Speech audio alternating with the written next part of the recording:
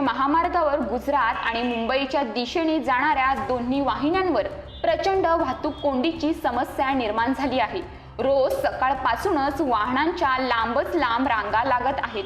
वसई पूर्वेच्या भागातून मुंबई अहमदाबाद राष्ट्रीय महामार्ग गेला आहे।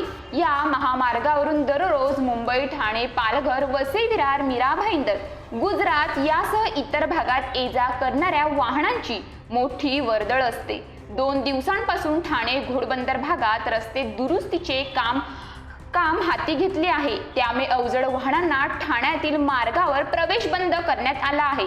तर दुसरीकडे महामार्गावर रस्त्याच्या काँक्रिटीकरण करण्याचे काम देखील सुरू आहे। त्यामुळे महामार्गावरील वाहतूक व्यवस्था विस्कळीत झाली आहे। मागील 2 दिवसांपासून प्रचंड वाहतूक कोंडीची समस्या निर्माण होऊ लागली आहे। वाहतूक कोंडीत तासून तास वाहने अडकून पडत असल्याने प्रवाशांचे हाल होत आहेत। सकाळी 6 वाजल्यापासूनच महामार्गावर वर्सोवा पुलापासून ते विरारपर्यंत वाहनांच्या लांबच लांब रांगा लागल्याचे चित्र दिसत आहे। जवळपास 15 ते 20 किलोमीटर पर्यंत या रांगा जातात। वाहतूक कोंडी नियंत्रणाचे काम वाहतूक पोलीस करत आहेत। मात्र प्रचंड वाहनांची संख्या, अरुंद झालेला रस्ता यामुळे अडचणी निर्माण होत आहेत।